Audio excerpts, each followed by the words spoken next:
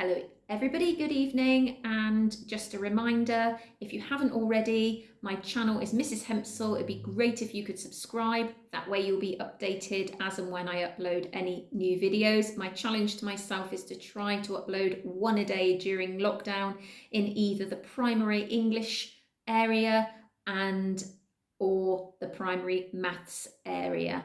So today we're going to be focusing on expanding noun phrases. What does it mean when your teacher says, please could you expand and add in an expanded noun phrase? Well, I guess the first thing we need to do is remember what a noun is.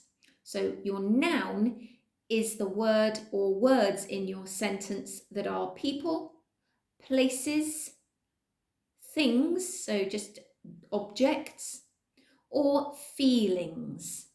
So people, places, things, objects, or feelings.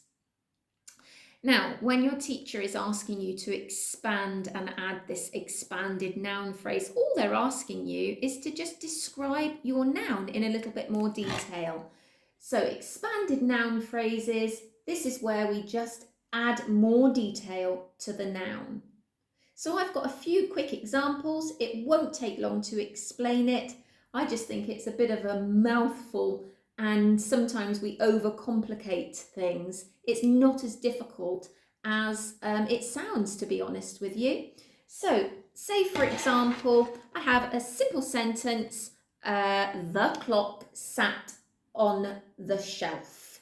So first of all, I think it's important that we highlight the noun. So what is the object, place, person or thing or feeling in this sentence? Well, actually there are two. So the clock is a thing. So that's one of my nouns. And also the shelf is a noun.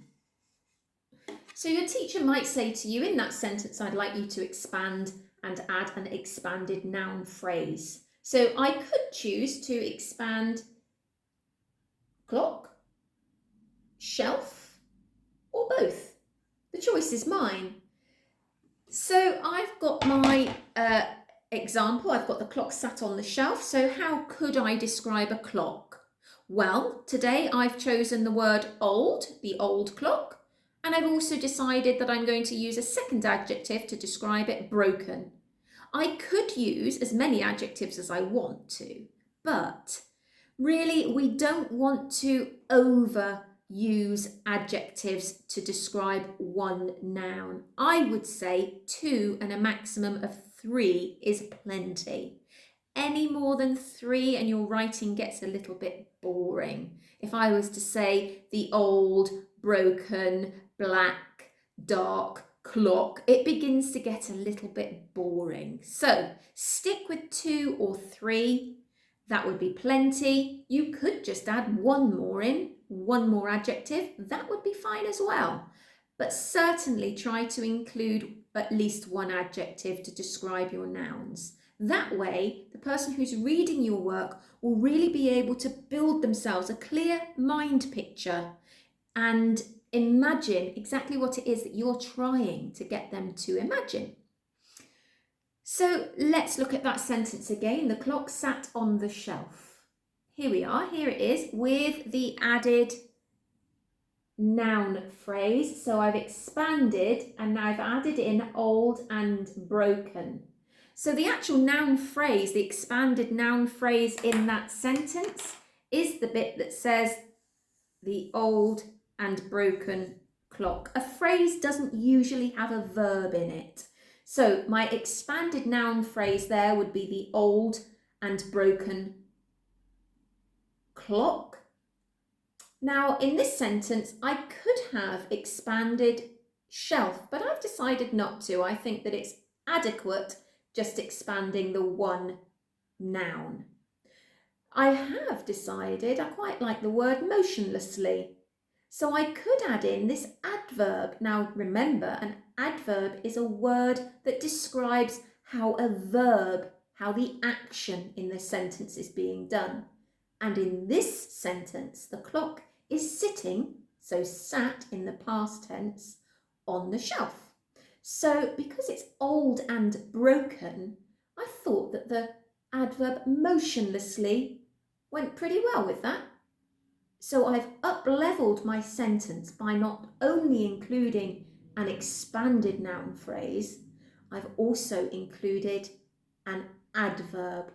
So I could say, the old and broken clock sat motionlessly on the shelf.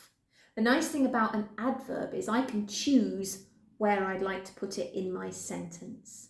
I could have put it right at the very front and had it as an adverbial starter. I could have said motionlessly. I can't even say the word. Motionlessly, the old and broken clock sat on the shelf. The choice is yours when you use the adverb.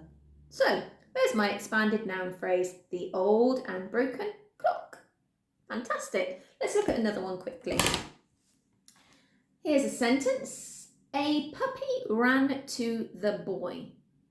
Well, it tells me something, but it doesn't give me very much information. It doesn't really give me any information about the puppy, and it doesn't give me any information about the boy. Both of those are our nouns. Puppy, boy. So I get to choose which nouns I expand into expanded noun phrases. I'm actually, in this sentence, going to expand both of those. Now, I know puppies. I know they can be very cheeky. They can also be very bouncy as well. So I've decided to use the words cheeky and bouncy. And this time, between them, I'm going to use a comma because I can never have two adjectives together unless I use a comma or the word and. Never both. We don't have and a comma together. We either have a comma or we have the word and. I've chosen to use commas. And the little boy in my sentence is going to be a quiet little boy. Oh, I added little in as well. So I am going to add both of those adjectives to expand that noun phrase. Do you remember I said you could also drop in an adverb? Adverbs really help to up-level that writing. So I've decided to locate what's happening in my sentence, the doing word, the action. That is ran. And I'm going to put in the adverb happily. So here we go. Look at this sentence, how much improved it is. A cheeky, bouncy puppy ran happily to the quiet little boy. So if you were to use all of these little techniques in your sentences, you would be making your teacher very, very happy indeed. Expanding those noun phrases really helps that mind image for the reader. So in this instance, we've got two expanded noun phrases. We've got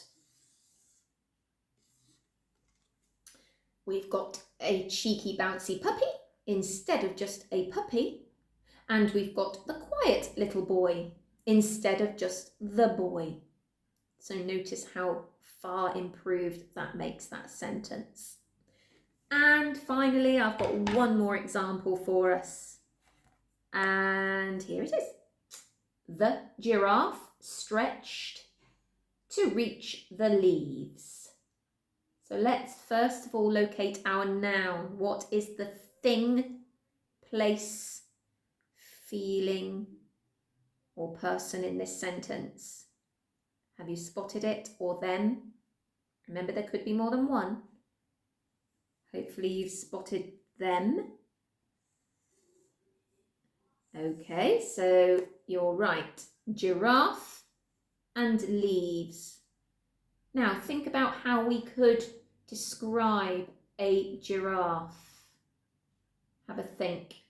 And then once you've had a thought about how you could describe a giraffe, then think, how could I describe leaves? So give that a moment, have a think. Okay.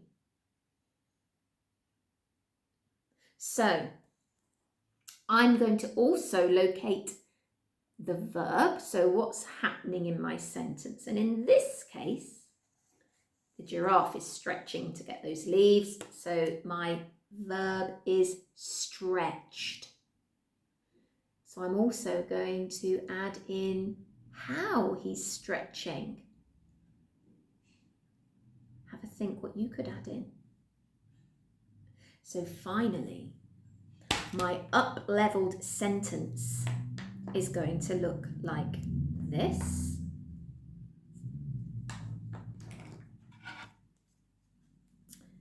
My giraffe obviously has a long neck, don't they all? The long-necked giraffe stretched carefully to reach the fresh and juicy leaves. Now, how much easier was it for you to imagine the giraffe in this sentence than when we first started with it?